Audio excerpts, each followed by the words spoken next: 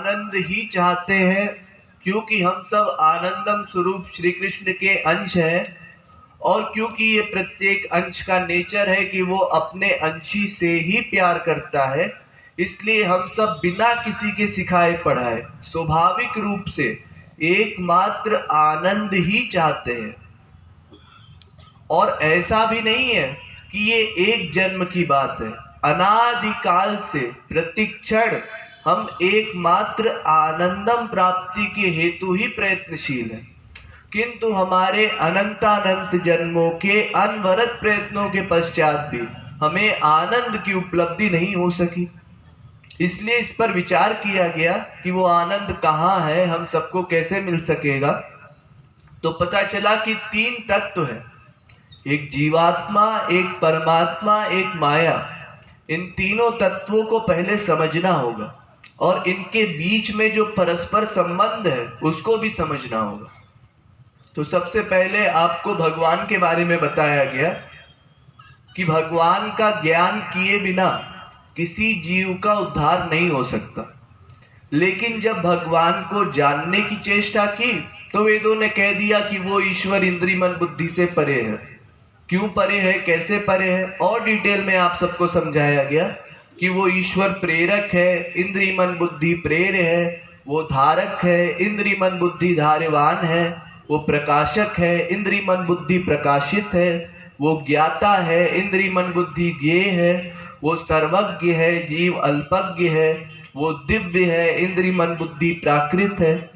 साथ ही ईश्वर दो विरोधी धर्मों का अधिष्ठान भी है, जैसे कि वो चलता भी है, वो नहीं भी चलता है, वो दूर से दूर भी है, समीप से समीप भी है, सर्वेंद्रिय गुणाभास भी है, सर्वेंद्रिय विवर्जित भी है, साकार भी है, निराकार भी है, सगुण भी है, निर्गुण भी है, समदर्शी भी है, पक्षपाती भी है, इत्यादि तमाम विरोधी धर्म भगवान में भरे पड़े हैं। इन सब विरोधी धर्मों में एक पॉइंट पर हमको बहुत ज्यादा आश्चर्य हुआ जब वेद ने ऐसा कहा कि वो भगवान अकर्ता भी है और सृष्टिकर्ता भी है।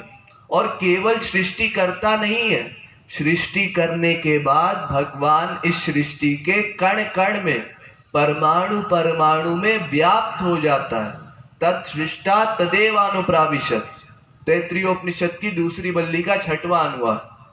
भगवान ने संसार बनाया और बना करके इसके सबसे छोटे वाले कण में समा गए, सर्वव्यापक हो गए। ये बात सुनने पर हम सबको दिमाग में ये प्रश्न उठने लगा कि क्यों जी, अगर भगवान इस संसार के परमाणु परमाणु में व्याप्त है और अनंत परमाणुओं का हम सेवन करते हैं, तो हमें सर्वव्यापक भगवान का अनुभव क्यों नहीं होता, जबकि हमें तो एक मामूली चीनी या नमक का भी अनुभव होता है। हम एक ग्लास में पानी लेकर के उसमें 1 चम्मच चीनी डालें तो मिठास का अनुभव होता है। तो क्या वो चीनी की मिठास भगवान के अनंत माधुर्य पर हावी हो गई? ये बात कुछ जमती नहीं। इसलिए इस प्रश्न का निराकरण आज अभी इसी समय करना। हाँ, तो देखिए 3 तत्व हैं, मैंने आपको कल भी बताया था, अभी भी बताया, एक जीवात्मा, एक परमात्मा, एक माया। और तीनों के लिए वेदों में, शास्त्रों में, पुराणों में, गीता भागवत सब जगह ये बताया गया कि ये तीनों अज हैं। जीव भी अज है, भगवान भी अज है और माया अजा है, केवल लिंग भेद है। यानी जीवात्मा भी सदा से था और सदा रहेगा, परमात्मा भी सदा से था और सदा रहेगा, और माया भी सदा से थी और सदा रहेगी। कभी माया का नाश नहीं होगा। फिर आप लोग कहेंगे क्यों जी, अगर माया तत्व का कभी नाश नहीं होगा तो हम सबका उद्धार कैसे होगा? जब तक माया हमारा पीछा नहीं छोड़ती तब तक हम भगवान के पास जा नहीं सकते। भगवत विषय कैसे हम ग्रहण करेंगे बिना माया से मुक्त हुए? लेकिन वेद तो कहता है कि माया अजा है।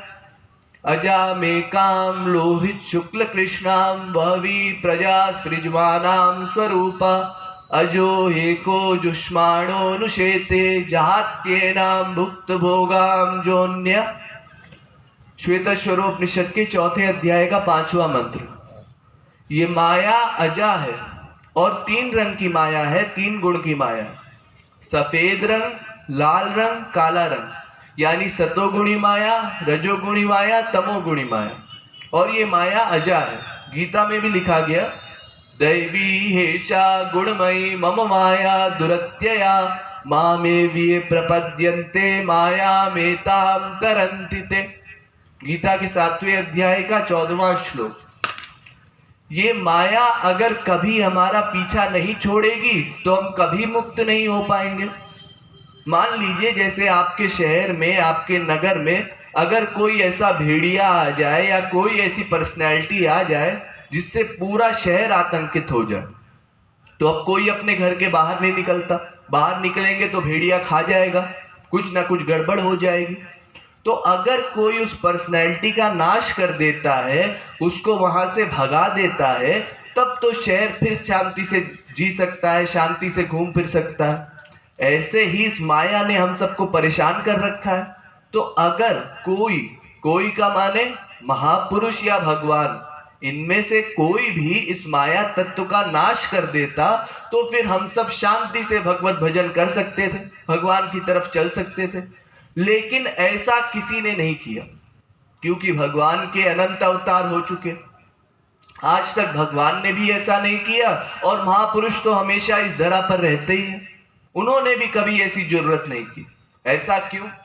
और अगर कोई ऐसा नहीं करता तो हम सबका काम कैसे बनेगा, हम सबको छुटकारा कैसे मिलेगा?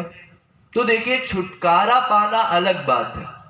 यूं समझिए एक उदाहरण से, जैसे अगर कोई जेल में जाता है तो उस कैदी को जेल में ले जाते समय उसके हाथ पैर में बेड़ियां डाल दी जाती है, लोहे की बेड़ियां।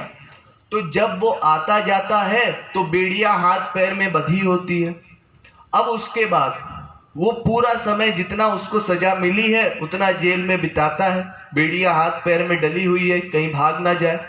लेकिन एक बार जब उसकी सजा समाप्त हो गई और वो जेल से मुक्त हुआ, उसके बाद वो बेड़ियां नष्ट नहीं की जाती, उन बेड़ियों को जलाया नहीं जाता, गलाया नहीं जाता, उन बेड़ियों को कैदी से अलग कर दिया जाता है। यानी वो बेड़ियां तो रहेंगी, वो जेल में ही रहेगी, लेकिन वो कैदी जेल से बाहर निकल जाता है। अब उसके बाद वो बेड़ियां कैदी के अंडर में नहीं रहेंगी। उसी प्रकार से जब तक हम माया के अंडर में थे, मायाधीन थे, तब तक माया हमारे ऊपर हावी थी। लेकिन जब हम भगवान के सम्मुख होंगे, मायातीत होंगे, तो माया अपने आप पीछा छोड़ देगी, वो माया नष्ट नहीं होगी। लेकिन भगवान के सम्मुख आ जाने पर फिर उसके बाद वो माया हावी नहीं हो सकती। पहले हम मायाधीन थे, माया के अंडर में थे, इसलिए माया का बस चलता था। लेकिन जब मायातीत हो जाएंगे तो माया से परे हो जाएंगे, अब उसके बाद माया से डरने की जरूरत नहीं। इसलिए ये कभी ना आप मन में सोचना कि अगर माया हमेशा रहेगी तो हम कभी मुक्त हो ही नहीं सकते। माया का इससे कोई लेना देना नहीं। हाँ, लेकिन फिर प्रश्न वही आ जाता है कि अगर इस संसार में 3 तत्व हैं तो उसमें से भगवान ने बनाया क्या? और अगर कह दिया जाए कि भगवान ने ये संसार बनाया है, तो फिर भगवान का बनाया हुआ संसार भगवान से विपरीत क्यों है? क्योंकि भगवान तो सत्य है, आनंदमय है, ज्ञानमय है, तो उनका संसार असत्य, अज्ञानमय और आनंद रहित कैसे हो सकता है? इसलिए इस पर भी विचार किया जाए। पहले आप सृष्टि शब्द का अर्थ समझ लीजिए। ये सृष्टि माने क्या होता है? सृष्टि, उत्पत्ति, जन्म, इसका क्या मतलब है? देखिए, सृज एक धातु है संस्कृत में, उसका अर्थ है विसर्ग। सृज विसर्गे माने भगवान ने इस संसार को छोड़ा। छोड़ा माने क्या? यूं समझिए जैसे एक छोटा सा बच्चा है, वो मजाक करता है अपने स्कूल में, अपने दोस्तों के पास जाता है और हाथ में उसने पहले से एक मकड़ी, एक जीव है, मकड़ी पकड़ ली है, कहीं दीवार पे चल रही थी, उसने अपने हाथ पे चढ़ा लिया और मुट्ठी बंद कर ली। अब अपने दोस्तों के पास गया और कहता है, दोस्तों अभी मैं जादू दिखाता हूँ। क्या जादू दिखाएगा? देखो ये मेरी मुट्ठी बंद है ना, अब मैं इसमें मकड़ी बना रहा हूँ, और जैसे ही मैं हाथ खोलूंगा तो मकड़ी बाहर तुमको दिखाई देगी। लोगों ने कहा ऐसे गप झाड़ रहा है, ऐसे कैसे मकड़ी बनाएगा? और उसने पहले से पकड़ रखा है, ये दोस्तों को पता नहीं, और उसने हाथ खोला, दोस्तों ने देखा इसने सही में मकड़ी बना दी। बस भगवान ने इतना सा काम किया। महाप्रलय काल में भगवान ने संसार को अपने अंदर समा लिया, अंतर्निहित कर लिया, और महाप्रलय काल के बाद फिर उसी अवस्था में जैसा संसार था वही पूर्वावस्था में उसको फिर से प्रकट कर दिया। अपनी तरफ से कुछ बनाया नहीं, कुछ चेंजेस नहीं किए कि भगवान पे हम कोई दोष डालें। अरे यूं समझिए, जैसे अगर आप में से कोई क्रिकेट देखता होगा तो क्रिकेट में टेस्ट मैच होता है, 5 दिन का खेल होता है।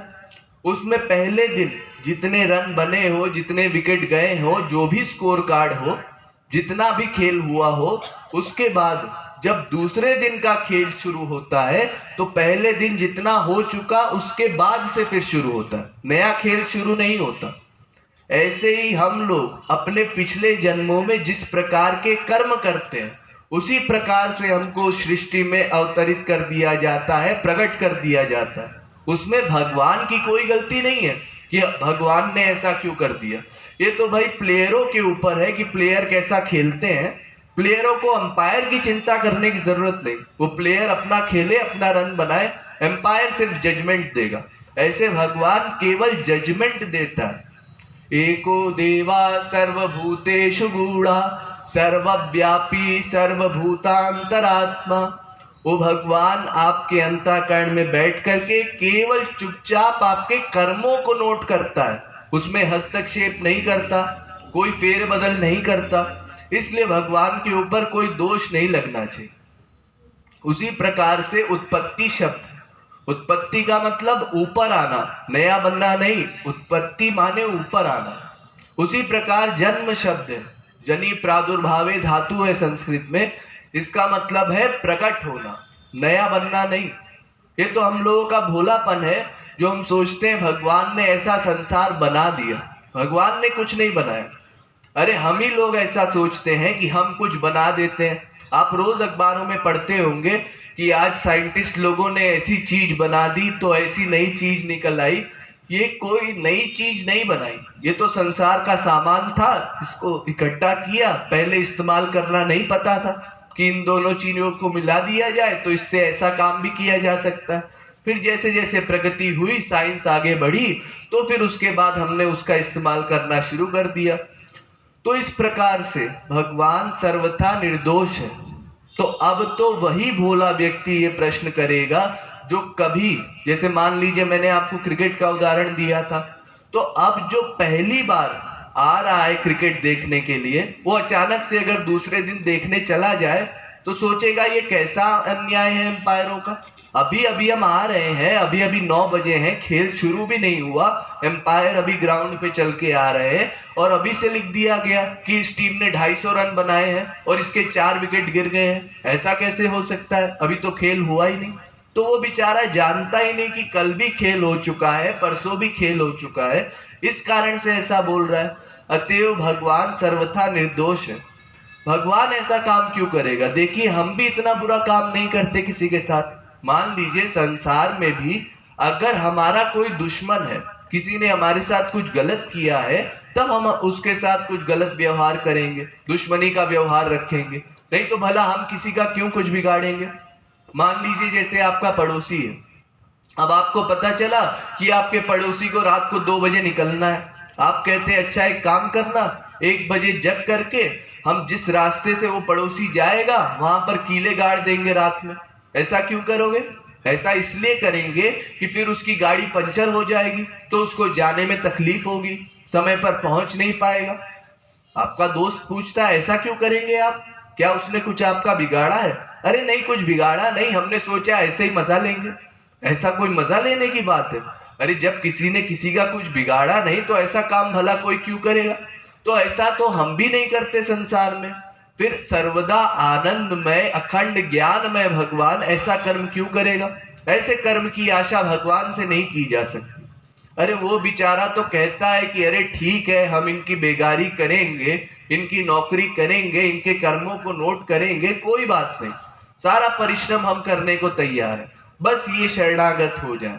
इसलिए भगवान पे कोई दोष नहीं लगता, क्योंकि भगवान ने संसार बनाया नहीं अपितु प्रकट कर दिया। इसलिए भगवान को ये बोलना कि भगवान ने ऐसा क्यों बना दिया, ये बेवकूफी है। अच्छा ठीक है, ये बात भी समझ लिया, लेकिन ये कैसे कोई बताए कि भगवान अगर सर्वव्यापक है तो हमको उसका अनुभव क्यों नहीं होता? देखिए, इसका भी बहुत सीधा सा उत्तर है। मैंने आपको पहले भी बताया था कि भगवान दिव्य है। चाहे भगवान किसी भी रूप में हो, किसी भी शेप में हो, चाहे गोल गोल हो, चाहे त्रिकोणा हो, चाहे निराकार हो, चाहे साकार हो, वो भगवान दिव्य है। तो दिव्य भगवान का अनुभव करने के लिए हमारे पास दिव्य उपकरण होने चाहिए, लेकिन हमारे पास सब प्राकृत मटेरियल है। तो प्राकृत मटेरियल से उस सर्वव्यापक भगवान का अनुभव हमको नहीं हो पाता। जिसकी इंद्री मन बुद्धि दिव्य हो जाती है उसको भगवान का अनुभव होता है, लेकिन क्योंकि हमारे ऊपर माया हावी है, त्रिगुण का रोग हावी है, इसलिए हमको भगवान का अनुभव नहीं होता। यहाँ तक कि सर्वव्यापक भगवान की बात आप छोड़ भी दीजिए, भगवान जब स्वयं अवतार लेकर के आते हैं, मूर्तिमान भगवान राम कृष्ण आदि, तो उनका भी हमको अनुभव नहीं हो पाता कि ये दिव्य पर्सनैलिटी है या ये भगवान है। देखिए, भगवान राम हमारी इंडिया में 11,000 वर्ष रहे, लेकिन एक का भी उन्होंने उद्धार नहीं किया। ये सब बहुत लंबा विषय है, आपको आगे बताया जाएगा, संक्षेप में समझते चलिए। तो इसमें उनकी तो गलती है नहीं, क्योंकि वो बेचारे दिव्य है और हमारे ऊपर माया का रोग हावी है। इसीलिए गीता कहती है, त्रिभिर्गुणमयीर भावैरेभि सर्वमिदं जगत मोहितम नाभिजानाति मामेभ्य परमव्ययम्। गीता के 7वें अध्याय का 13वां श्लोक।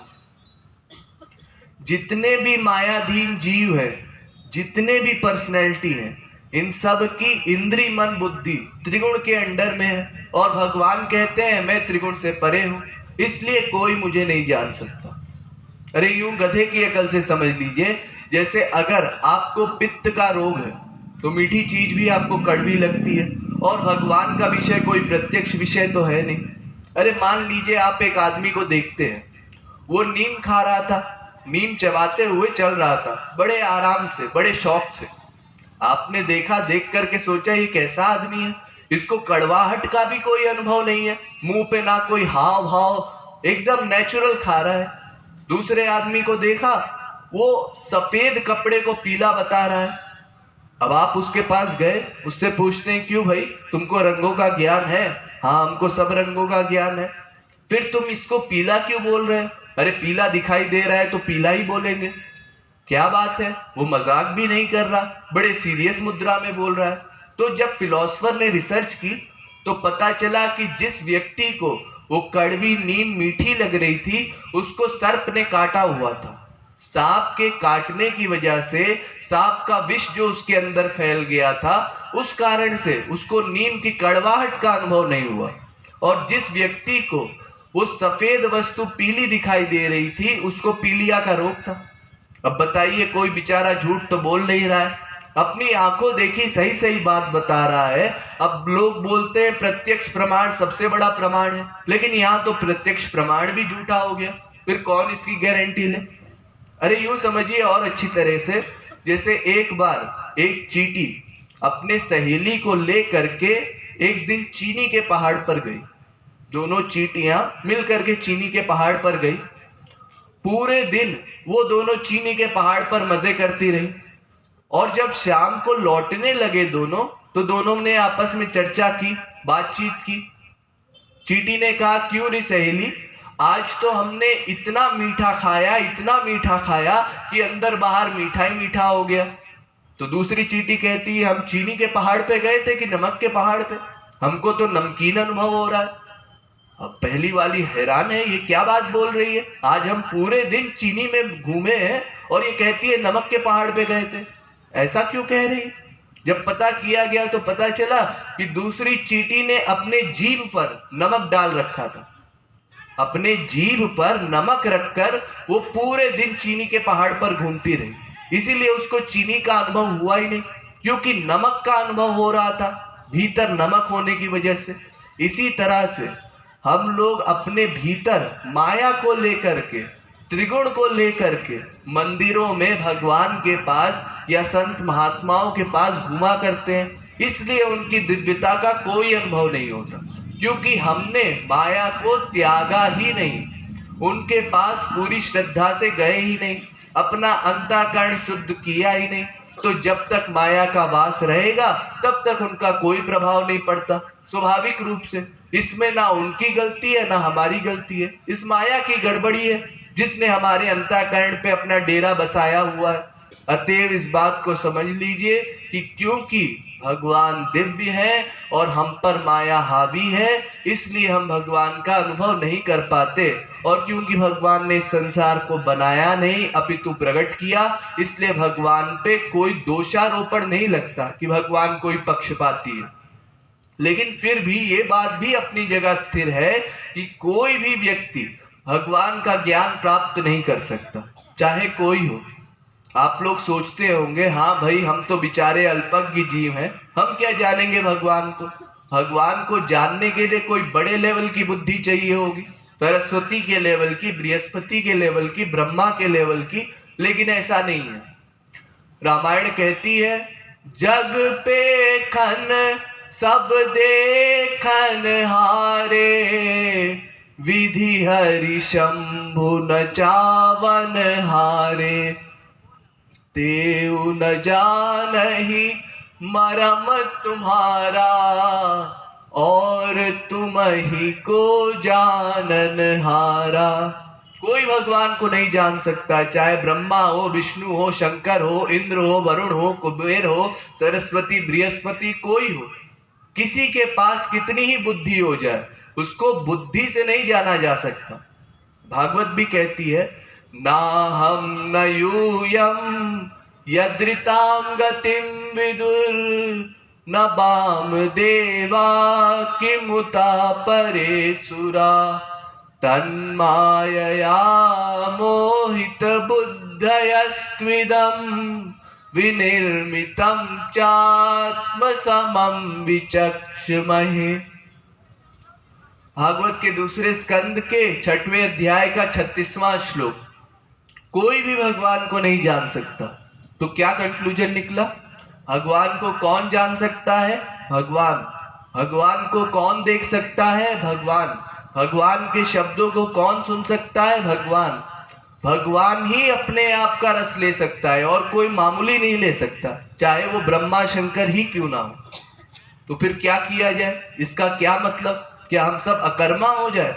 नहीं नहीं, ऐसा नहीं है। फिर चलिए वेदों में, फिर वेद कहते हैं वेदाहम समतीतानि, वेदाहमेतं पुरुषं महांतम आदित्य वर्णम तमसा परस्तात्। श्वेता 3 अध्याय का 8वां मंत्र आया। वेद कहता है अरे वो जो माया गुण से परे वाला ब्रह्म है ना, तमसा परस्तात्, उसको जाना है जीवों ने। जाना है? कैसे जाना है? अब तक तो आप बता रहे थे कि भगवान को कोई नहीं जान सकता, वो प्रेरक है, धारक है इत्यादि, विरोधी धर्मों का अधिष्ठान है, इंद्रिय मन बुद्धि से परे है। तो देखिए, अगर भगवान को कोई जान ही नहीं सकता तो मैं पहले दिन से आपको बार बार ये मंत्र क्यों बताता कि तमेव विदित्वा मृत्युमेति, उसको जानकर ही कोई जीव मृत्यु से उत्तीर्ण हो सकता है। मैं आपसे पहले ही दिन बोल देता कि भगवान को कोई जान नहीं सकता तो आप कभी माया से मुक्त नहीं हो सकते। लेकिन ऐसा नहीं है, जानने का रास्ता है। तो कैसे जाना है लोगों ने?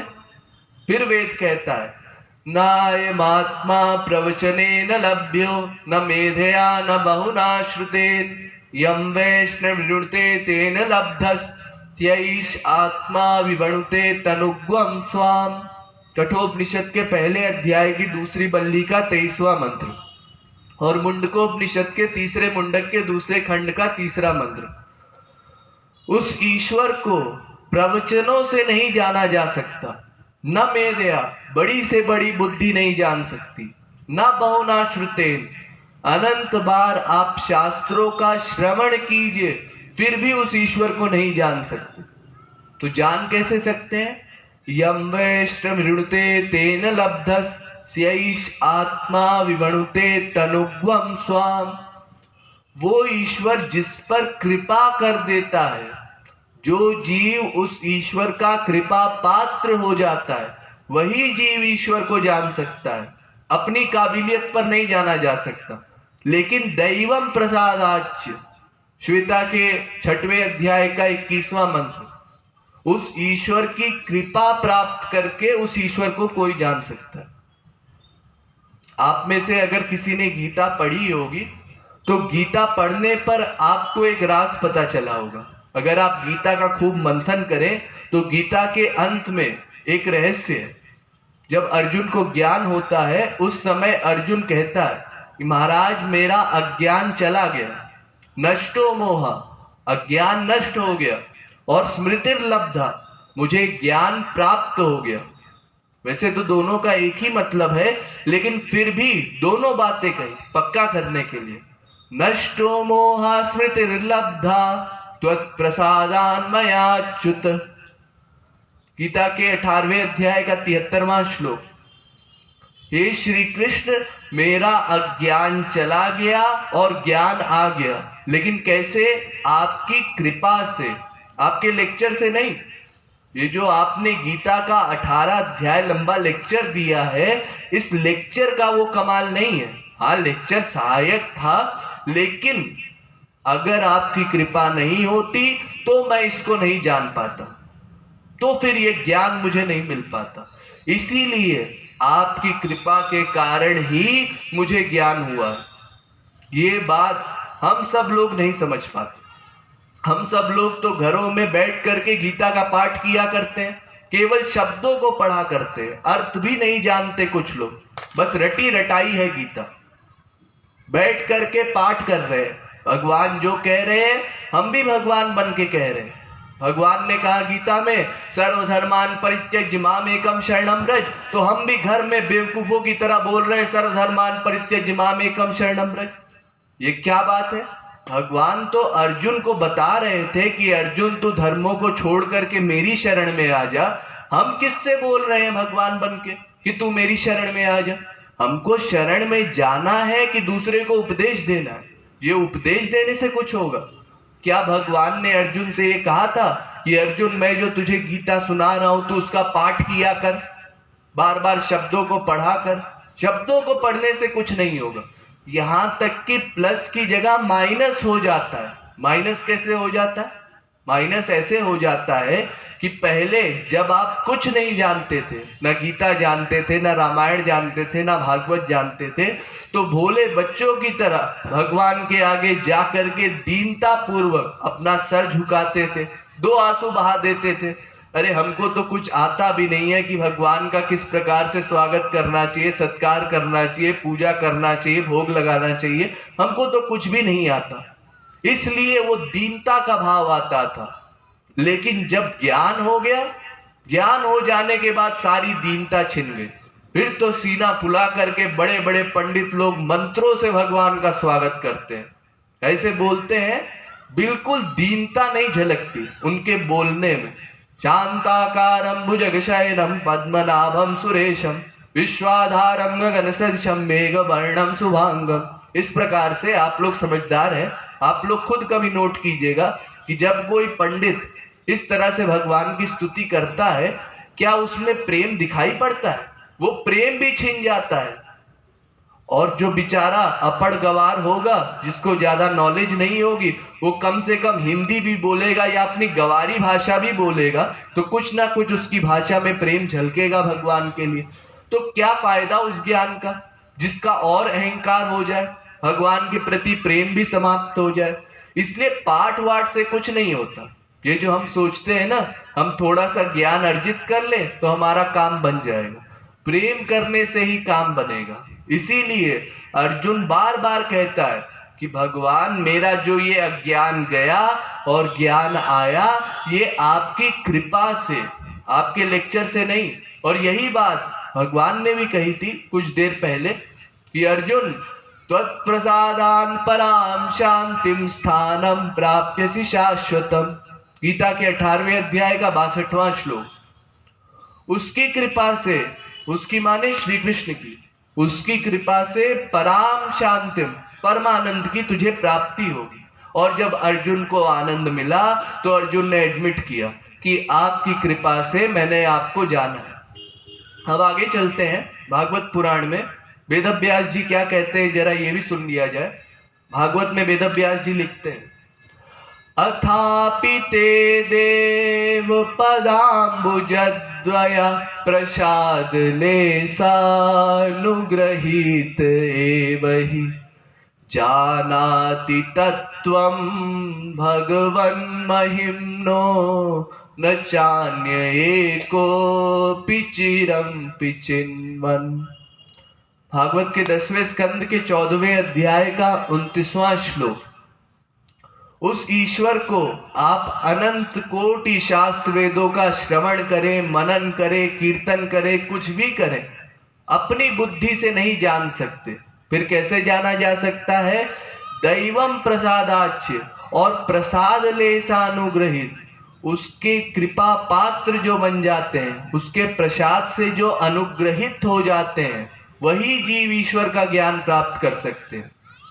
रामायण भी कहती है, सोई जानहि जेहि देहु जनाई, जानत तुमहि होई जाई, तुम्हारी कृपा तुम्हि रघुनंदन। आपकी कृपा से आपको जाना जा सकता है। फिर रामायण में लिखा, राम कृपा बिनु सुनु खगराई, जानी न जाई राम प्रभुताई, जाने बिनु न होए परतीति, बिनु परतीति न होई नहीं प्रीति। बिना भगवान की कृपा के उनको जाना नहीं जा सकता, और बिना जाने मानेंगे नहीं, और बिना माने प्यार नहीं होगा। इसलिए नंबर 1 भगवान कृपा करे, तब फिर हम भगवान को जाने, फिर मानेंगे, फिर प्यार होगा। फिर उसके आगे भगवान थोड़ा पिघलेंगे, उसके पहले नहीं पिघलने वाले। लेकिन भगवान की कृपा कब होगी, कैसे होगी? क्या हम ऐसे ही बैठे रहेंगे कि भगवान कृपा करो कृपा करो?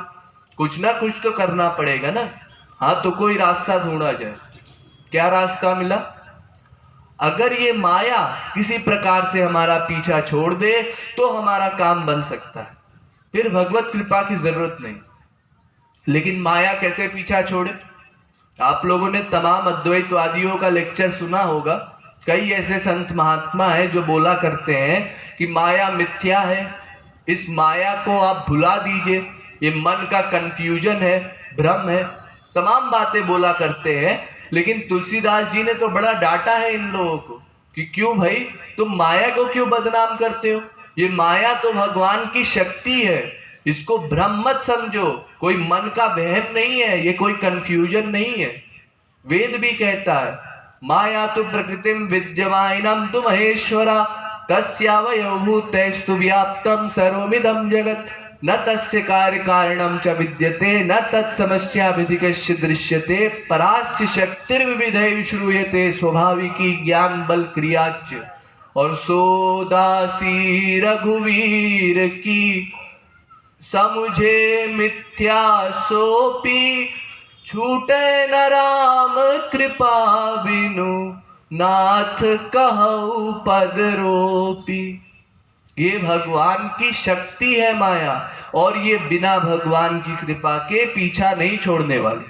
अब बताइए, माया को छुड़ाने के लिए भी भगवान की कृपा चाहिए, फिर क्या किया जाए? कि माया भी भगवत कृपा के बिना नहीं जाएगी। चलिए और कोई रास्ता निकाला जाए। एक और रास्ता है, वो बड़ा पावरफुल है। वो कौन सा? तद विज्ञानार्थम स गुरुमेवाभिगच्छेत् समित्पाणि श्रोत्रियम ब्रह्मनिष्ठम।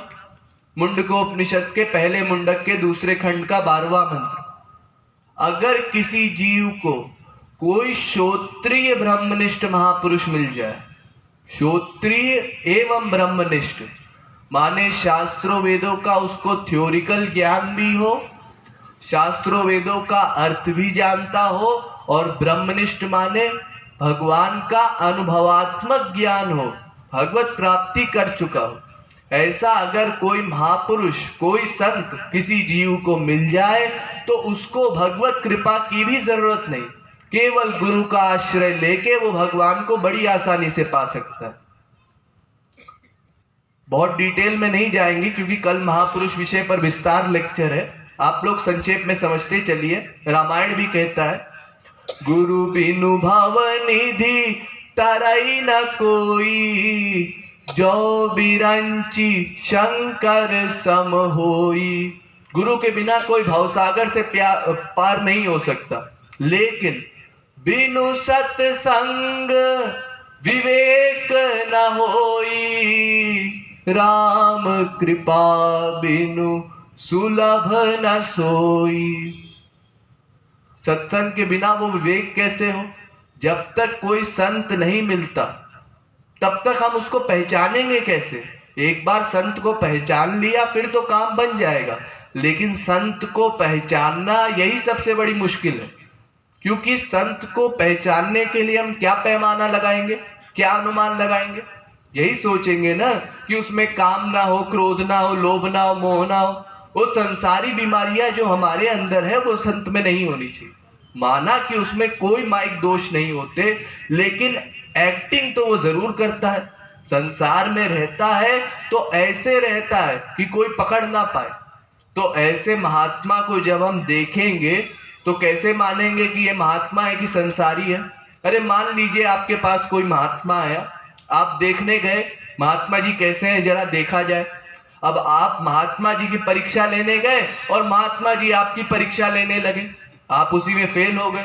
आपने सोचा महात्मा जी की परीक्षा ले, महात्मा जी के पास गए, हाँ महात्मा जी हम आए हैं यहाँ से, और तमाम लद करके महात्मा जी हमारे पास तो बंगला भी है और ये भी है और वो भी है, भगवान की कृपा से सब कुछ भरा पड़ा है हमारे पास। महात्मा जी ने कहा अच्छा एक काम करो, सब दान में दे दो, सब दान में दे दो। आपने कहा महात्मा जी बड़े लोभी हैं, ये महात्मा ठीक नहीं है, और अबाउट टर्न हो गए, अपना नुकसान कर बैठे। कैसे पहचानेंगे आप महात्मा को? इसीलिए फिर रामायण कहती है, अब मोहि भा भरोस हनुमंता, बिनु हरि कृपा मिलहि नहीं संता, संत विशुद्ध मिलहि पुनिते ही, राम कृपा करि चित वही जेहि, जब द्रवहि दीन दयाल राघव, तो साधु संगति पाइए। यहां तक कि देखिए यहाँ लेक्चर हो रहा है और इस लेक्चर में इतने बड़े गुरु का सिद्धांत बताया जा रहा है, ऐसा सिद्धांत जो कुछ दिन में सुनना दुर्लभ हो जाएगा। लेकिन इस सिद्धांत को सुनने के लिए कितने लोग व्याकुल हैं, कितने लोग उत्साही हैं। अगर इसी की जगह यहाँ बड़े पर्दे पर कोई सिनेमा लगा दिया जाए, कोई मूवी लगा दिया जाए, तो इससे 2 गुना 4 गुना लोग टिकट दे करके देखने आएंगे। और यहाँ क्या मैं आपसे कोई फीस ले रहा हूँ? क्या मेरा कोई स्वार्थ है इसमें? नहीं जी, आप चुपचाप आकर के यहाँ बैठिए, अच्छा लगता है तो सुनिए, आप ही के काम की बात बोल रहा हूँ। लेकिन फिर भी हमको समय नहीं है लेक्चर सुनने का।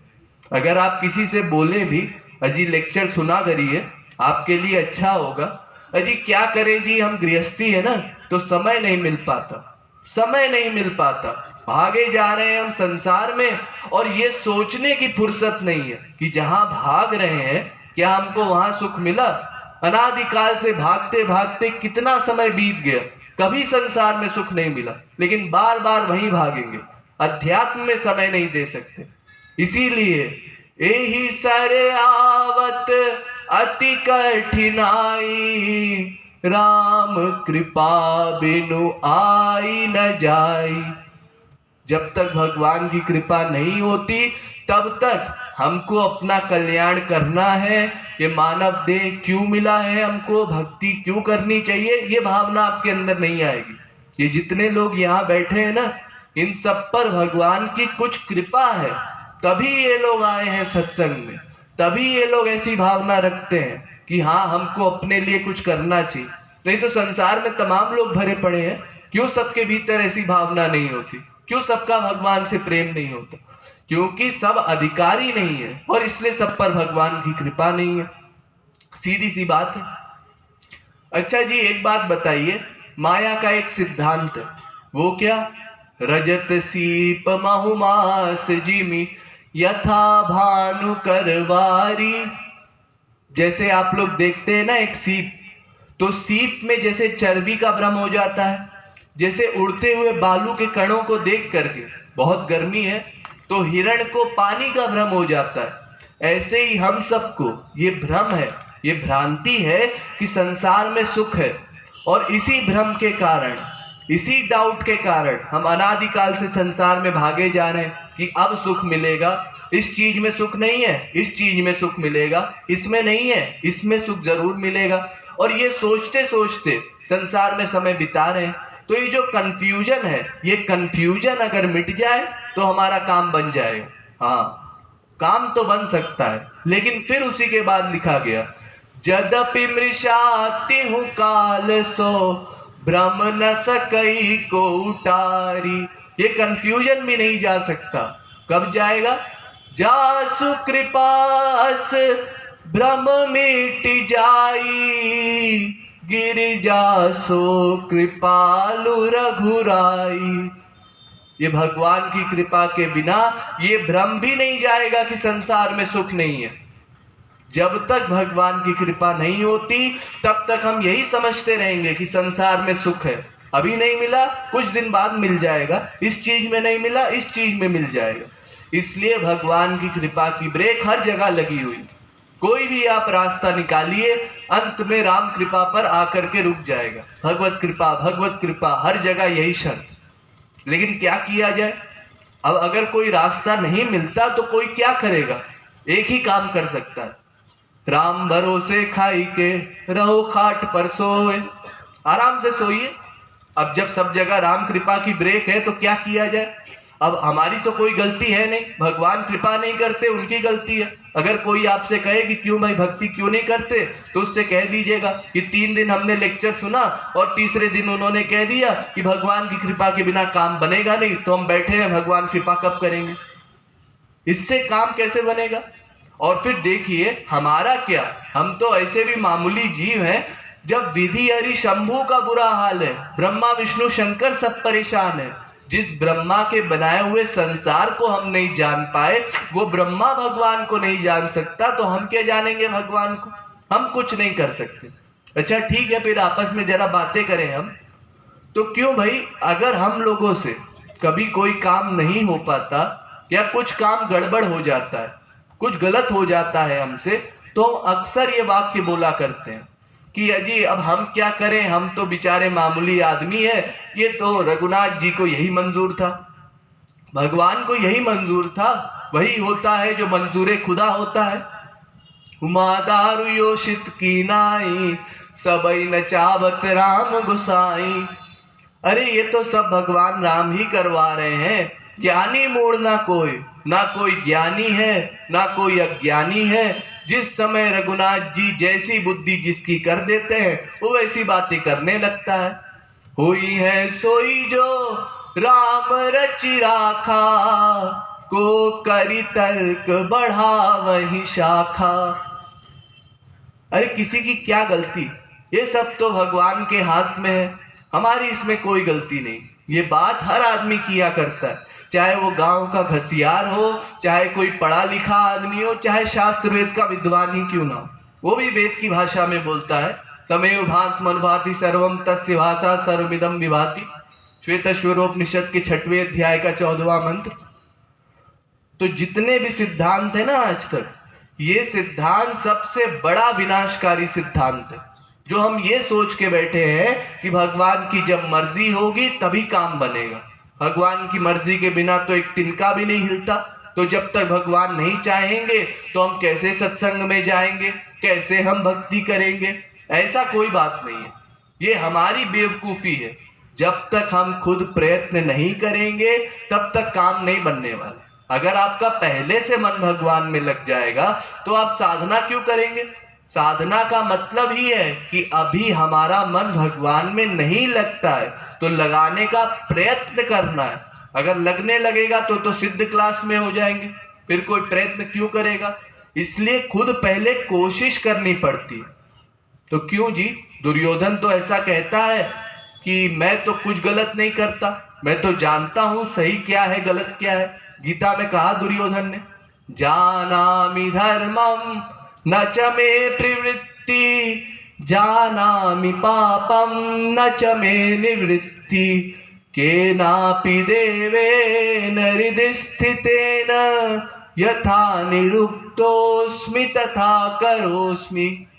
प्रपन्न गीता का 57वां श्लोक और गीता पंचदशी के 5वें अध्याय का 176वां श्लोक।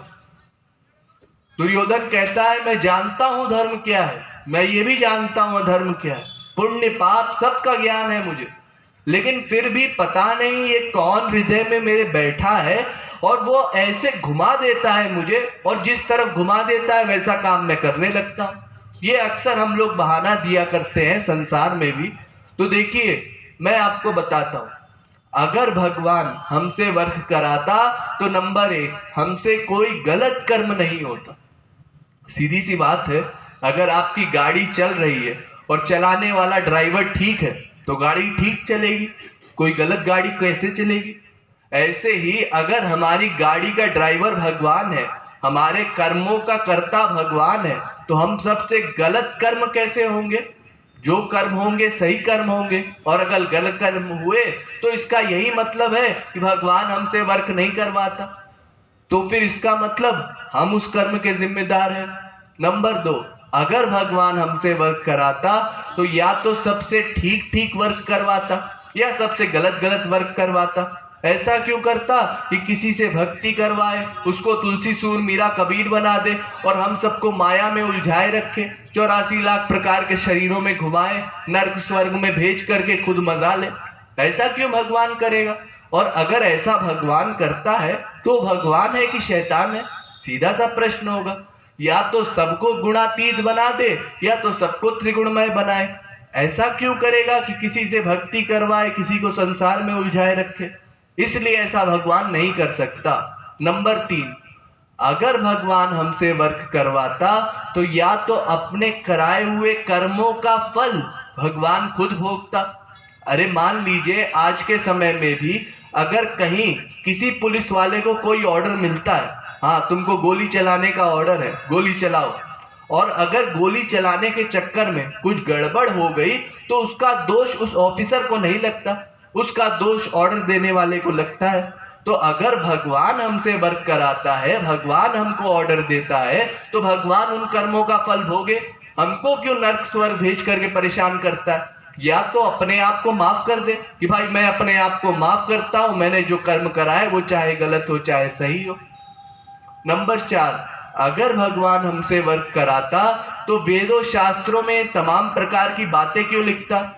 आप लोगों को पता ही होगा, हर जीव के लिए हर वर्ण के अनुसार, आश्रम के अनुसार तमाम नियम लिखे गए हैं, विधि निषेध लिखे गए हैं कि देखो मनुष्यों ऐसा ऐसा करो, ऐसा ऐसा ना करो। इतना सारा वर्णन क्यों करने की जरूरत थी।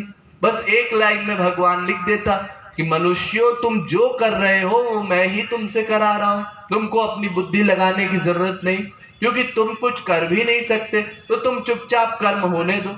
लेकिन ऐसा नहीं है, कोई कर्म अगर गड़बड़ होता है तो उसके उत्तरदायी हम हैं। नंबर 5, अगर भगवान हमसे वर्क करवाता तो इतनी सारी अलग अलग व्यवस्था क्यों करता। जो गलत करता है, पाप करता है, वो नर्क में जाएगा। नर्क में भी तमाम प्रकार के नर्क होते हैं, अपने अपने कर्म के अनुसार उस आदमी को फल मिलता है। स्वर्ग गया तो इतने दिन के लिए गया, अगर पुण्य की लिमिट ज्यादा है तो गंधर्व शरीर मिल गया, फिर देव शरीर मिल गया, नित्य देव शरीर मिल गया, इंद्र का शरीर मिल गया। ये सब अलग अलग क्लास क्यों बनाता। इसका मतलब यही ना कि ये हम लोग कर्म करते हैं, जैसे एग्जाम में पढ़ाई करते हैं तो जो टॉप करता है उसका पहले नाम लिखा जाता है, फिर उसके बाद दूसरे का, तीसरे का। तो ये सब तो अपनी कमाई हुई ना। और यही बात भगवान ने गीता में डिक्लेयर कर दी कि ना दत्ते कस्यचित् पापम न चैव सुकृतम विभु। गीता के 5वें अध्याय का 15वां श्लोक। मैं किसी भी जीव से कोई कर्म नहीं करवाता, मैं तो बेचारा न्याय करता हूँ, चुपचाप बैठ करके कर्मों को नोट करता हूँ। ये तो लोग जबरदस्ती मुझ पे आरोप लगाते हैं कि मैं किसी से कर्म कराता हूँ। तो इसका मतलब क्या। इसका मतलब गड़बड़ी हमारी है। अगर कुछ गलत होता है तो उसके जिम्मेदार हम हैं, लेकिन अपनी गलती मान लेना ये सबके बस की बात नहीं है। इसलिए अधिकतम लोग क्या करते हैं, दूसरे ऊपर दोषारोपण करते हैं। यानी अगर भगवान की गलती नहीं है तो भाग्य की गलती है। ये भाग्य बड़ा बलवान होता है जी। आप क्या जानते हैं भाग्य के बारे में? अरे भाग्य के बारे में कौन नहीं जानता जी। जो हमारे हाथ में लिख दिया जाता है, जो ब्रह्मा ललाट पे लिख देता है, उसके अलावा तो कोई कर्म कोई कर ही नहीं सकता। हरिणापि हरेणापि ब्रह्मणापि सुरैरपि ललाट लखिता रेखा परिमष्टुर न शक्यते। कोई भी हो, बड़े से बड़ा ज्ञानी हो, चाहे भक्त हो, चाहे परमहंस हो, सब भाग्य के अंडर में है। भाग्य से अलग कोई कुछ भी नहीं कर सकता। आपके भाग्य में जितना लिखा है उतना आपको भोगना ही पड़ेगा, चाहे सुख हो चाहे दुख हो। कोई हो, अवश्यमेव भोक्तव्यम कृतकर्मम शुभाशुभम, यहाँ तक कि ना भुक्तम चीयते कर। बड़े बड़े संतों को भी भोगना पड़ता है भाग्य का लिखा हुआ। भगवान भी हमारी दुनिया में आते हैं तो भी कितना कष्ट भोगना पड़ता है। क्यों भोगना पड़ता है? क्योंकि उनके भाग्य में ऐसा लिखा था। आप लोग सुनते हैं ना, अमुक महात्मा कैंसर से मरे, अमुक महात्मा को ऐसी ऐसी बीमारी थी, अमुक महात्मा को इतना इतना कष्ट झेलना पड़ा। ये क्यों कष्ट झेलना पड़ा? क्या उनके पास ये शक्ति नहीं थी कि मना कर देते, हम क्यों इतना दुख भोगे, हम नहीं दुख भोगेंगे? क्या किसी की हिम्मत थी कि अगर वो मना कर देते फिर भी उनको माया हावी हो जाती? ऐसा नहीं है। फिर ये भाग्य में लिखा था ना, इसलिए भाग्य का लिखा तो होकर के ही रहता। अरे देखिए, हमारे यहाँ तो ऐसे ऐसे उदाहरण है। अभिमन्यु, अभिमन्यु कौन है, इनका परिचय जरा ध्यान दीजिए। अभिमन्यु गीता ज्ञानी अर्जुन का लड़का है। गीता ज्ञानी अर्जुन का लड़का, महापुरुषों के नेता अर्जुन का लड़का, गांडीवधारी अर्जुन का लड़का। और इनकी माता है सुभद्रा। ये सुभद्रा श्री कृष्ण की बहन है, यानी श्री कृष्ण इसके सगे मामा है। और अभिमन्यु की और उत्तरा की शादी करवाने वाले स्वयं भगवान के अंशावतार वेद व्यास जी, 18 पुराणों के वक्ता, इतने बड़े ज्ञानी, वेदांत बनाने वाले। तो ये इतनी बड़ी बड़ी तीन तीन पर्सनैलिटी हैं। श्री कृष्ण भी है, अर्जुन भी है और वेद व्यास भी है। ये तीनों महाभारत के समय उपस्थित हैं और सबको पता है अभिमन्यु मरने वाला है, लेकिन कोई कुछ नहीं कर पाए। ये श्री कृष्ण अर्जुन को लेकर के निकल दिए दूसरी तरफ। वेद व्यास भी बैठे हुए हैं, ये नहीं कि आकर के बोले तुम मत जाओ। और फिर मरने के बाद तीनों आंसू बहा रहे हैं, अभिमन्यु बेचारा मर गया। क्यों जी? अगर ये आज के समय होते तो लोग क्या कहते? ये भगवान है, ये महापुरुष है, ये एक बेचारे छोटे से बच्चे को तो बचा नहीं पाए। वो छोटा सा बच्चा वो मर गया और उत्तरा 16 वर्ष की आयु में विधवा हो गई। ये कैसा पंडित है, इसने कैसा मुहूर्त निकाला था, इतनी जल्दी वो विधवा हो गई। लेकिन कोई कुछ नहीं कर सकता। क्यों? क्योंकि भाग्य में लिखा है ना। यहाँ तक कि लोगों ने तो इतनी बात कह डाली शंकर जी के लिए। क्या कहा? स्वयं महेशा स्वसुरो नगेशा सखा धनेशस्तनयो गणेशा तथापि भिक्षाटनमेव शंभो बलीयसी केवलमीश्वरेक्षा। स्वयं शंकर जी, आशुतोष भगवान शंकर, ये कौन है? इनका परिचय देने की जरूरत नहीं।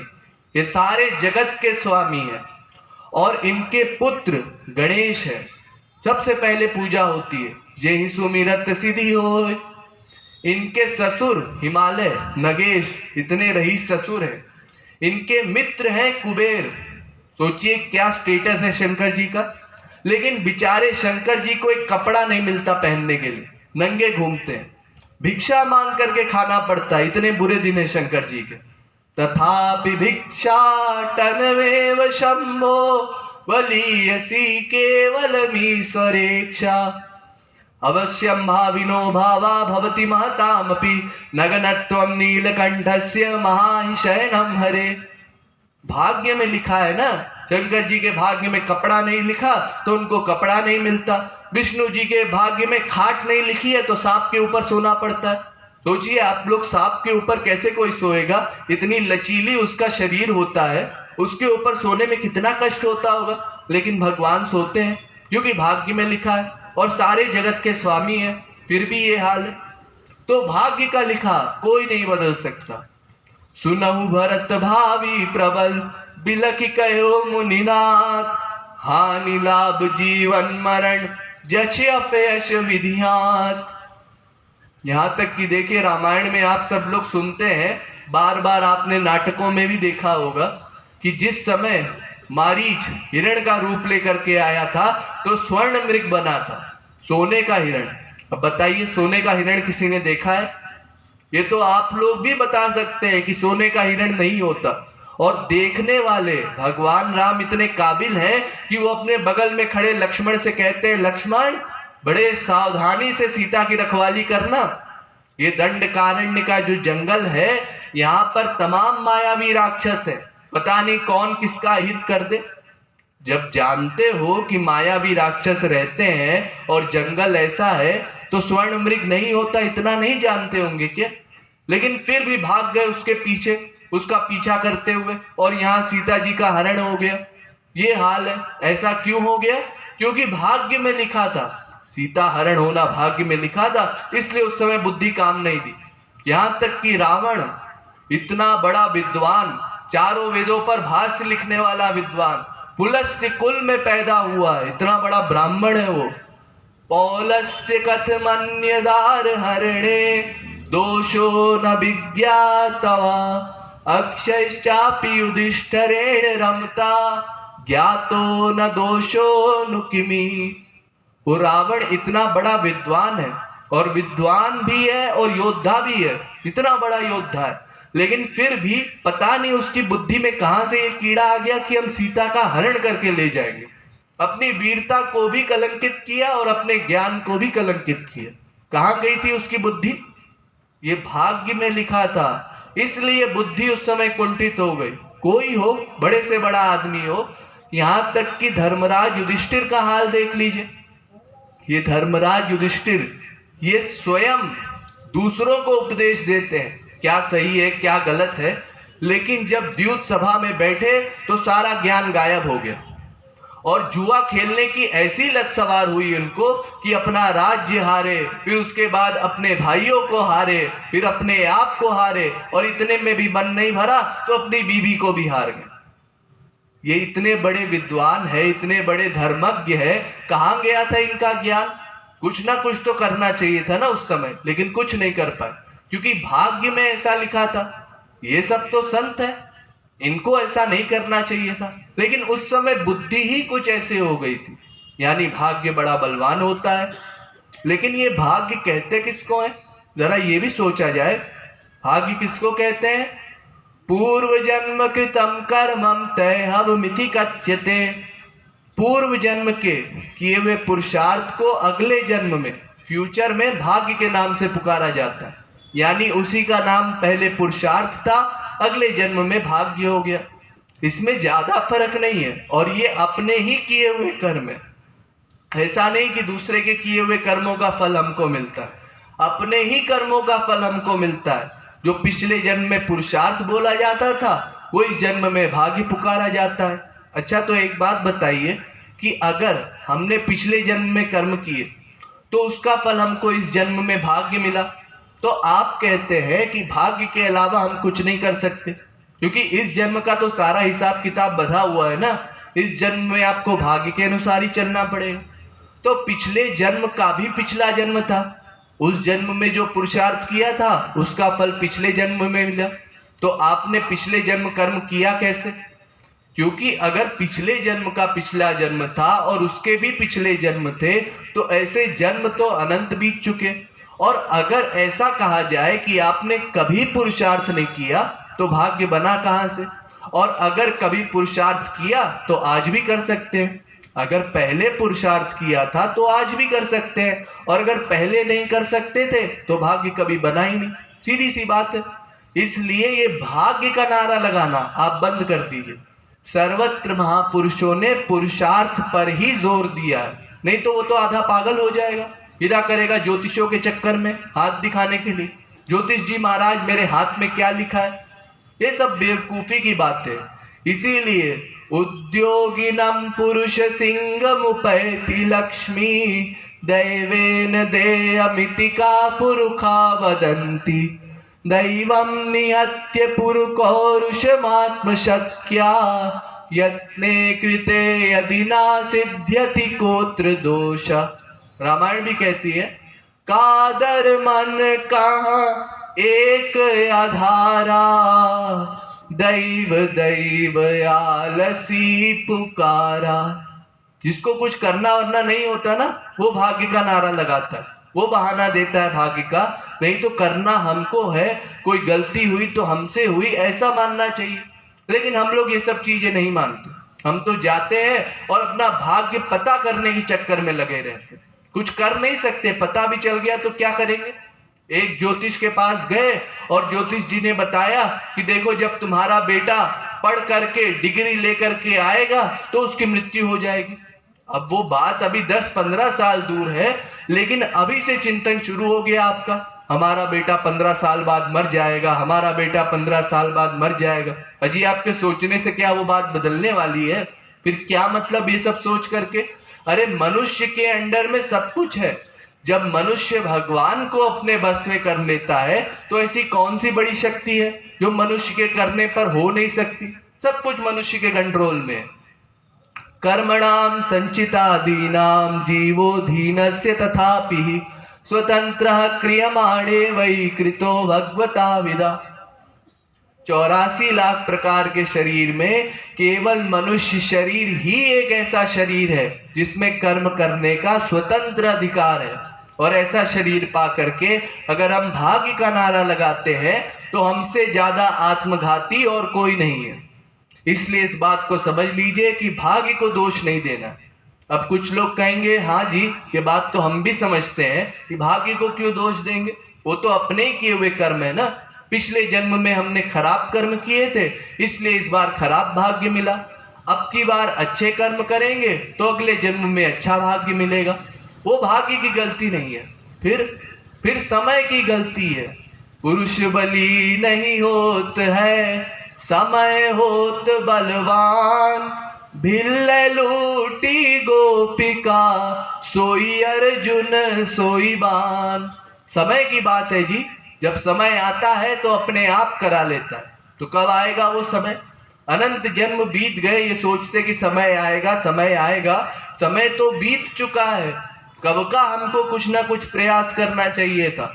ये समय अपने बुलाने से आएगा, ये सोचने से नहीं आएगा कि समय एक दिन आएगा, कर्म करने से आएगा।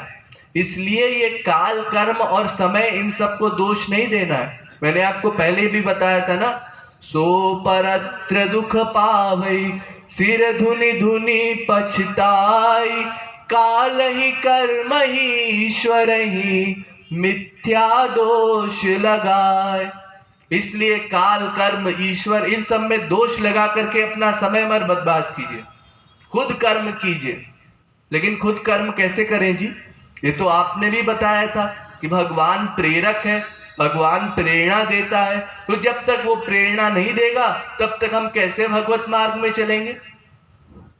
सबई नचावत राम गोसाई, उर प्रेरक रघुवंश विभूषण। तो इसका क्या मतलब है कि भगवान प्रेरक है?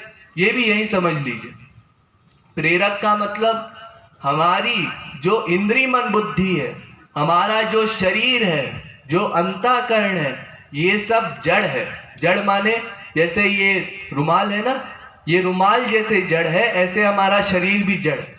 ये तो वास्तव में आत्मा के चैतन्य को पा करके ये सब चैतन्य है। जैसे आत्मा निकल जाएगी तो ये पूरा जड़ हो जाएगा। तो प्रेरक का मतलब भगवान हमारे शरीर में, हमारी इंद्रियों में, मन में, बुद्धि में हर सेकंड, हर क्षण कर्म करने की शक्ति देते हैं। आंख को देखने की शक्ति देते हैं, कान को सुनने की शक्ति देते हैं, मुंह को बोलने की शक्ति देते हैं। लेकिन क्या बोले ये हम पर डिपेंड करता है। इस मुंह से हम भगवान का गुणगान करें कि दूसरे को गालियां दे, ये हम पर डिपेंड करता है। भगवान ने बोलने की शक्ति हमको दी। जैसे अगर गवर्नमेंट किसी को बंदूक रखने की इजाजत देती है, रिवॉल्वर रखने की इजाजत देती है अपनी सेफ्टी के लिए, कोई बड़ा आदमी हो जाता है तो पिस्तौल रखता है, अब उसको सेल्फ डिफेंस के लिए पिस्तौल दी गई है। लेकिन अगर उससे वो दूसरों को मारता फिरे तो इसमें गवर्नमेंट जिम्मेदार नहीं है, फिर फांसी की सजा उसको नेचुरली होगी क्योंकि उसकी गलती है।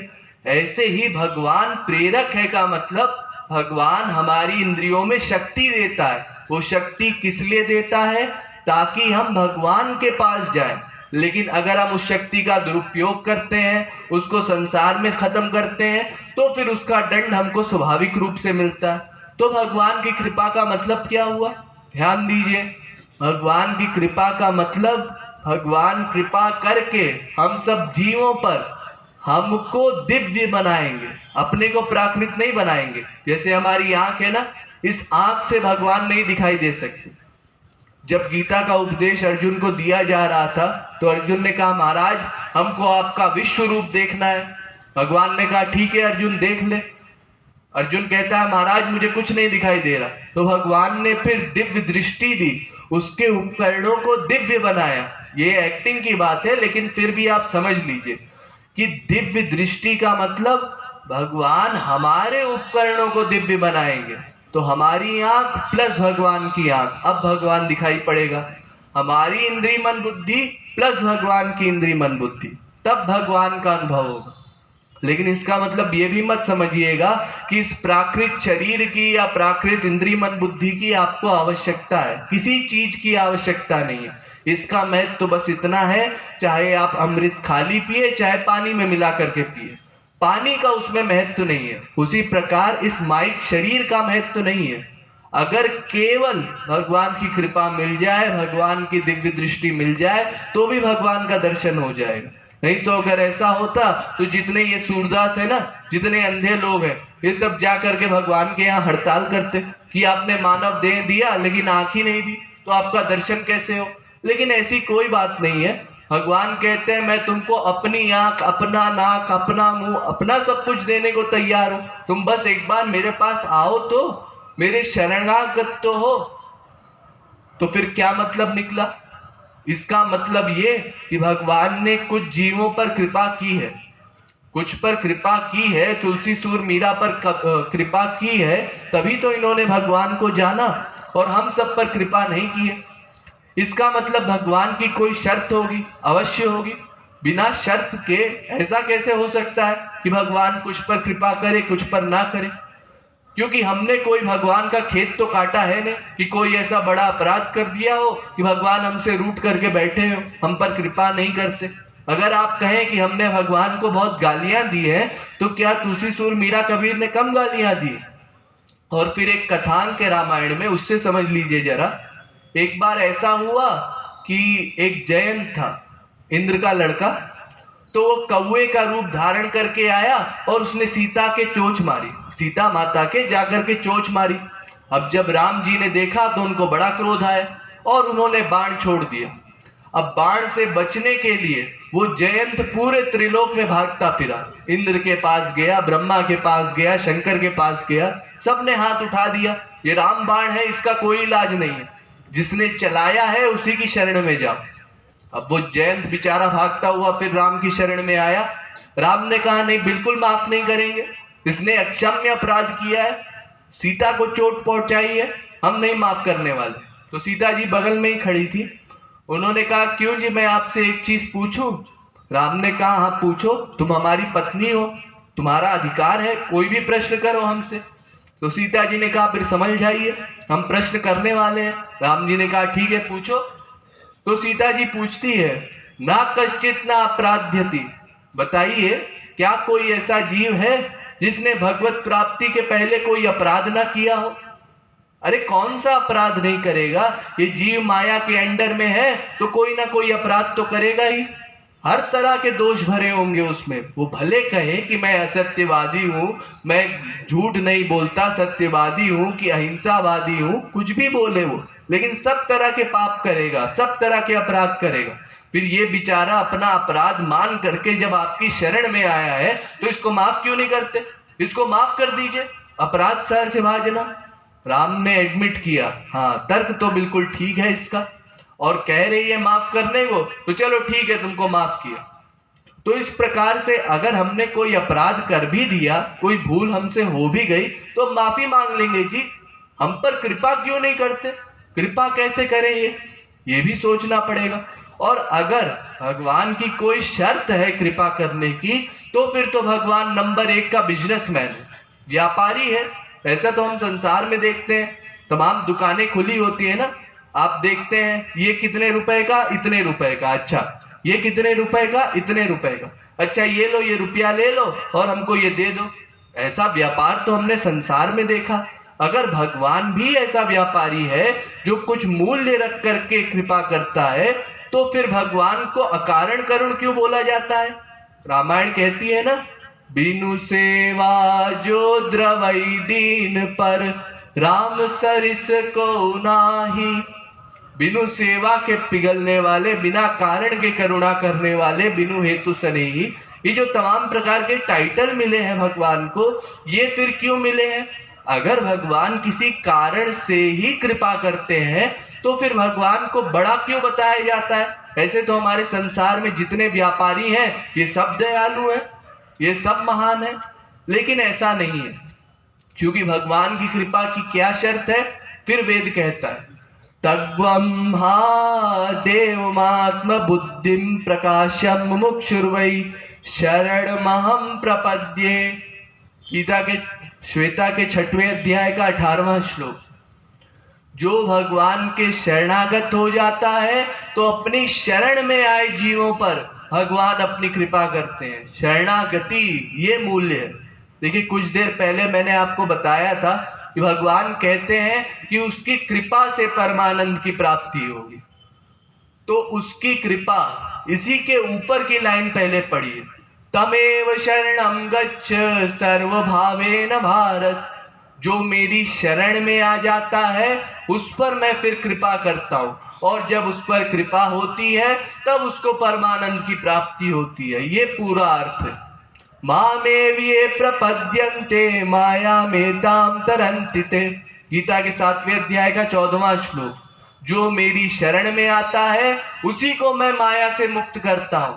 अनन्याश्चिन्तयन्तो माम ये जना पर्युपासते तेषां नित्याभियुक्तानां योगक्षेमं वहाम्यहम्। गीता के 9वें अध्याय का 22वां श्लोक। जो नित्य अभियुक्त हो, नित्य मेरा स्मरण करे और मेरे शरणागत हो जाए, उस जीव पर मैं अपनी कृपा बरसाता हूँ। भागवत भी कहती है, तस्माद्मुत्सवो सृज्य योजनां प्रति योजनां प्रवृत्तं च निवृत्तं च श्रोतव्यं श्रुतमेव च मामेकमेव शरणमात्मानं सर्वदेहिनां याहि सर्वात्म भावेन मया स्याय कुतो भया। भागवत के 11वें स्कंद के 12वें अध्याय का 14वां और 15वां। अर्थात उद्धव से भगवान कह रहे हैं कि उद्धव मेरी शरण में आ जाओ तो मैं तुरंत तुम्हारे ऊपर कृपा कर दूंगा। तो शरणागति ये मूल्य है भगवत कृपा का। और शरणागति का अर्थ क्या है? शरणागति का अर्थ है कुछ ना करना। हम लोग जो संसार की तरफ भाग रहे हैं ना, ये भागना बंद कर दे और भगवान के प्रति समर्पण कर दे, बस इसी का नाम है शरणागति। तो शरणागति का अर्थ है कुछ ना करना, और कुछ ना करने पर भगवान क्या देते हैं? सब कुछ देते हैं। कुछ ना करने से सब कुछ देते हैं, इसलिए भगवान का नाम अकारण करुण है। अब बताइए कुछ ना करने में क्या मेहनत है? अच्छा देखिए, मैं आपको गीता बताता हूँ अभी 5 मिनट में, सारांश में बिल्कुल बता रहा हूँ। गीता में पहले अध्याय में अर्जुन शोकयुक्त हो गया और धनुष बाण उसके हाथ से छूट गया और कहने लगा मैं युद्ध नहीं करूंगा। विसृज्य शशरं चापम शोक सविघ्न मानसा। गीता के पहले अध्याय का 47वां श्लोक। भगवान से कहता है मैं युद्ध नहीं करूंगा। भगवान ने कहा क्यों अर्जुन, तू मेरी बात मानेगा? हाँ महाराज मानूंगा। और फिर भगवान ने उसको समझाया कि तू युद्ध कर। आज सोचिए, अगर आपको ऐसे किस्सा कहानी में बताया जाए कि एक बार इतना बड़ा युद्ध हुआ था जिसमें लाखों करोड़ों लोग मरे थे, और उसमें जो सबसे बड़ा योद्धा था वो लड़ना भी नहीं चाहता था, लेकिन उसका जो सारथी था वो बड़ा चालाक था, वो बड़ा टेढ़ा था, तो उसने भिड़ा दिया कि युद्ध करो, और उसने ऐसा युद्ध किया, क्या खुन्नस उसको सवार हुई कि उसने लाखों करोड़ों का खून कर दिया। आप कहेंगे उस सारथी ने बड़ा गलत काम किया। आज तो आप जानते हैं कि अर्जुन महापुरुष है, श्री कृष्ण भगवान है, उन्होंने जो किया होगा सही किया होगा, लेकिन ऐसे किस्से कहानी में बताया जाए तो क्या विश्वास करेंगे हम? खैर छोड़िए। तो भगवान ने कहा अर्जुन से, अर्जुन तो मेरी बात मानेगा? अर्जुन ने कहा हाँ महाराज। शिष्यस्ते हम साधिमाम त्वाम प्रपन्नम, गीता के दूसरे अध्याय का 7वां श्लोक। हे श्री कृष्ण, मैं आपको अपना गुरु मानता हूं और मैं आपका शिष्य हूं, प्रपन्न हूं, शरणागत हूं। ध्यान दीजिए, यहां पर अर्जुन श्री कृष्ण को भगवान नहीं कहता, क्योंकि अगर भगवान कहेगा तो भगवान कहेंगे कि गुरु की शरण में जाओ, मैं कोई उपदेश नहीं दूंगा। इसीलिए ये चालाकी है अर्जुन की कि अर्जुन कहता है कि आप मेरे गुरु हैं, तो गुरु है तो उपदेश दीजिए, मुझे सिखाइए, मुझे बताइए, मैं आपके प्रपन्न हूं, आपके शरणागत हूं।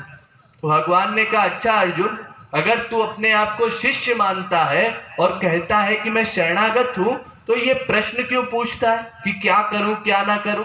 अरे मैं तेरे रथ पर विराजमान हूं, तेरा सारथी हूं, तुझे पहले अकल नहीं आई ये पूछने की? अब युद्ध के मैदान पर आकर के पूछता है युद्ध करूं ना करूं, ये कोई बात है? अर्जुन ने कहा हाँ महाराज गलती हो गई, अब बुद्धि नहीं लगाएंगे, अब आप जैसा बोलेंगे वैसा ही करेंगे। तो भगवान ने कहा अच्छा अर्जुन, फिर तुम मेरी मान तो युद्ध कर। क्यों युद्ध कर? क्योंकि हतो वा प्राप्यसि स्वर्गम जित्वा वा भोक्ष्यसे महीम्, गीता के दूसरे अध्याय का 37वां श्लोक। अगर तू युद्ध करेगा तो तेरे दोनों हाथ में लड्डू है। क्या मतलब?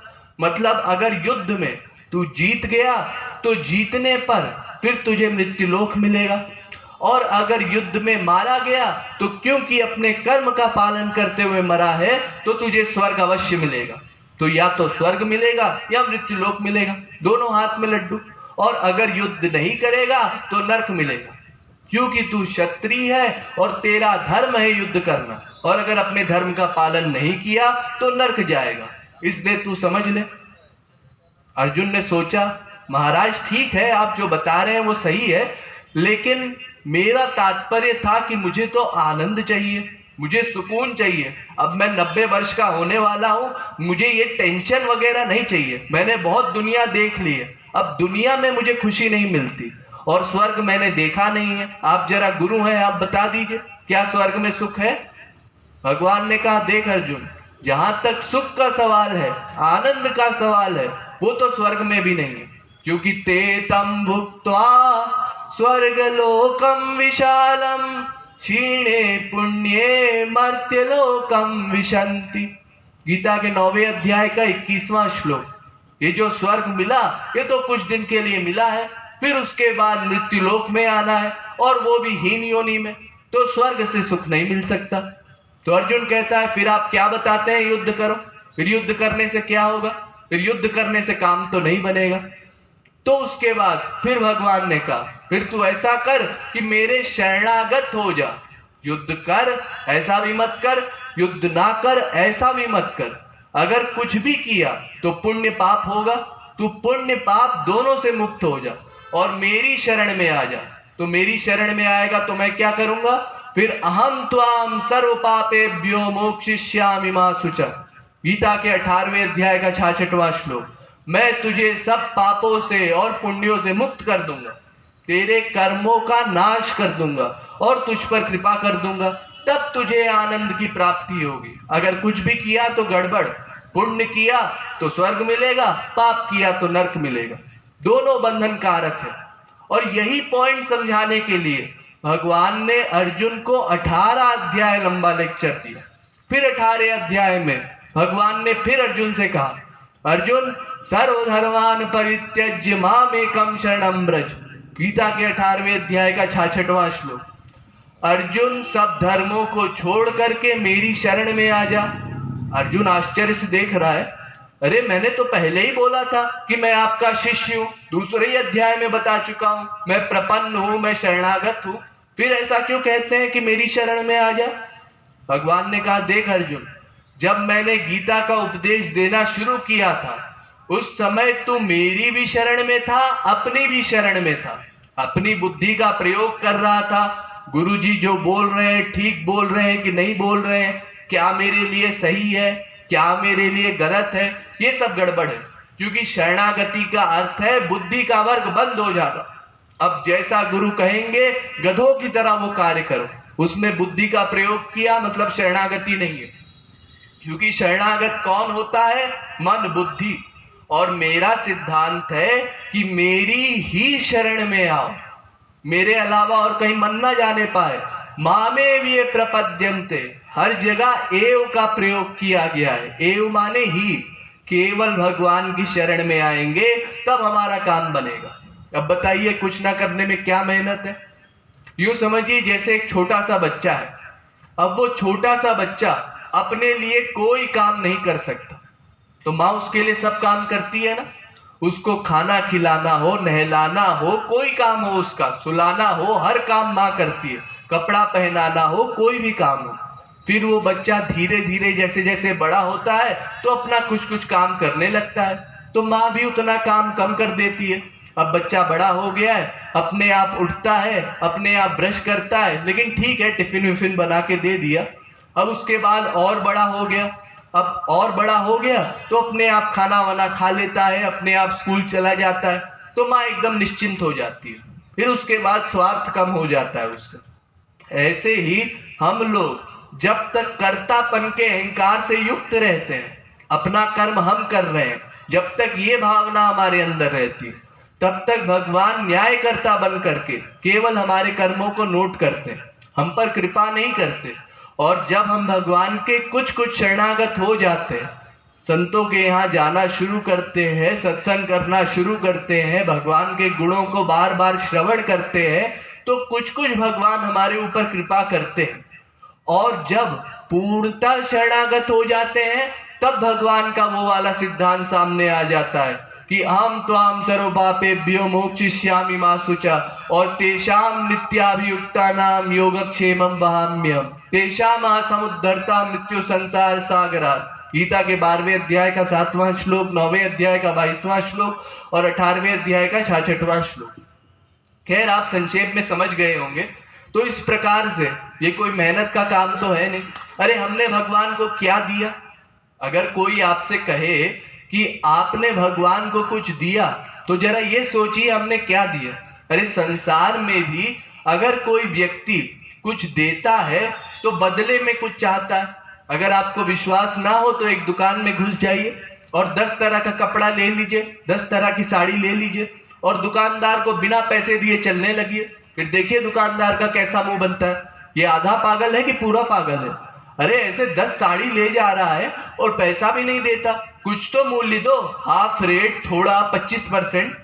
और हम क्या मूल्य देते हैं भगवान को? कुछ नहीं। कुछ ना देने पर भगवान सब कुछ देने को तैयार है। एक भक्त अपनी बड़ी सुंदर भावना व्यक्त करता है भगवान के आगे कि हे जगदीश्वर, मैं आपको क्या दे सकता हूं? रत्नाकर रस्तव ग्रह ग्रहणी च पद्मा, किम देयमस्ति भवते जगदीश्वराय। हे जगदीश्वर, आप तो सारे जगत के स्वामी हैं और आपकी अर्धांगिनी महालक्ष्मी स्वयं है, और क्षीर सागर में आप सोते हैं जहाँ रत्नों का भंडार है, और मेरे पास तो कोई ऐसी खास चीज है भी नहीं जो मैं आपको दे पाऊं, जो आपके प्रति समर्पित कर दूं। लेकिन एक चीज ऐसी है जो आपके पास भी नहीं है। वो क्या? क्योंकि मैंने ऐसा संतों से सुना है कि राधा हतो हि मनसो मनसोस्ति दैन्यम, तन में ग्रहण पद पंकज मई तम ते। वृषभानु नंदिनी राधा रानी ने आपका हृदय चुरा लिया है, आपका मन चुरा लिया है, तो आपके पास मन नहीं है। ठीक है, कोई बात नहीं, मैं अपना मन देने को तैयार हूं, अपना हृदय देने को तैयार हूं। बस यही शरणागति है, और कोई खास काम नहीं करना है, बस समर्पित हो जाइए भगवान के प्रति, बस इसी का नाम है शरणागति। और उसके बाद जब आप अपनी इंद्री मन बुद्धि का समर्पण कर देते हैं, फिर भगवान उस इंद्री मन बुद्धि को स्वच्छ करते हैं। जो अनादिकाल से हमने गंदगी भरी है इस अंतःकरण में, उस अंतःकरण को फिर भगवान साफ करते हैं, फिर उसमें दिव्य शक्ति भरते हैं, फिर हमको लौटा देते हैं। लेकिन उसके लिए हमको पहले भगवान पर भरोसा करना पड़ेगा, वो शरणागति ठीक ठीक रखनी पड़ेगी। अरे संसार में यूं समझिए, जैसे अगर कोई धोबी आपके गंदे कपड़े धो देता है और आपसे मूल्य नहीं लेता, तो आप उसका एहसान मानते हैं। कि हाँ इसने देखो पैसा नहीं लिया हमसे और हमारे कपड़े भी धो दिए।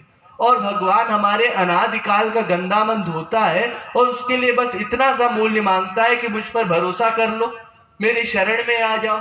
बस इतना मूल्य हम देने को तैयार नहीं। तो कुछ ना करने में क्या मेहनत है? बहुत मेहनत है जी। क्योंकि गीता का यह सिद्धांत है कि नहीं कश्चित क्षणमपि जातु तिष्ठत्य कर्मकृत। गीता के 3 अध्याय का 5वां श्लोक और भागवत के 6वें स्कंद के पहले अध्याय का 43वां श्लोक। कोई भी जीव 1 सेकंड को भी अकर्मा नहीं रह सकता। आप कितनी ही कोशिश कीजिए कि अब हम कर्म नहीं करेंगे, ऐसा नहीं कर सकते। क्यों जी? हम चुपचाप बैठे हैं, ये भी कर्म है। अच्छा हम सो रहे हैं, ये भी कर्म है। अच्छा हम सोच रहे हैं कि हम कुछ नहीं कर रहे, ये भी कर्म है। कर्म तो आपको करना पड़ेगा, लेकिन अगर कर्म किए बिना कोई रह नहीं सकता तो कुछ ना करने वाली अवस्था पर कैसे पहुंचेगा? ये भी सोचने वाली बात है। तो यूं समझिए कि क्योंकि हम अनंत जन्मों के अभ्यासों से सब कुछ करने के आदी हो चुके हैं, इसलिए कुछ ना करने वाली अवस्था पर पहुंचने के लिए अभी हमको बहुत कुछ करना पड़ेगा। और जितना जल्दी पहुंच जाएंगे उतना हमारा ही फायदा है। अरे 1 सेकंड में लोग उस अवस्था पर पहुंचे। जैसे द्रौपदी का उदाहरण है हमारे यहाँ। द्रौपदी 5 पांडवों की एक पत्नी थी। उस समय उसको स्वाभाविक अहंकार था, हमारे 5 इतने बलवान पति है, हमारा कोई क्या बिगाड़ेगा। लेकिन जब द्यूत सभा में उस अहंकार का पतन हुआ तो उसने तुरंत ठाकुर जी को अपना सर्वस्व मान लिया। और जैसे उसके हृदय से ये आवाज निकली, हाँ नाथ द्वारिका वासिन, तुरंत अंबरावतार हो गया, तुरंत ठाकुर जी प्रकट हो गए। क्यों? क्योंकि ये भावना निकली कि तू ही मेरा है। पहले भावना थी ये पांडव भी मेरे हैं, ये सभा वाले भी मेरे हैं और मेरे पास भी शक्ति है। इस कारण से ठाकुर जी नहीं आ पा रहे थे। लेकिन जैसे ही ये भावना हुई कि अब तो ठाकुर जी से ही आशा है, अब और कोई कुछ नहीं कर सकता, तब तुरंत ठाकुर जी आ गए। ऐसे ही हमारी शरणागति में बाल भर का फर्क ना हो, और ऐसी शरणागति जितनी जल्दी हो जाएगी उतनी जल्दी भगवान कृपा कर देंगे। अब ये तो आपके ऊपर है कि आप कितना समय लगाते हैं। चाहे 1 दिन में कर लीजिए, चाहे 1 महीने में कर लीजिए, चाहे 10 साल में कर लीजिए, चाहे 50 साल लगा दीजिए, चाहे अनंत जन्म लगा दीजिए। ये सब आपके ऊपर डिपेंड करता है। अब इसके बाद कल महापुरुष विषय बताया जाएगा, इसलिए आप फिर समय से आएंगे। आज थोड़ा समय ज्यादा हो गया, इसलिए हमें माफ करेंगे। बोलिए वृंदावन बिहारी लाल की। कृपा करू कृपा करू कृपा करू राधे। कृपा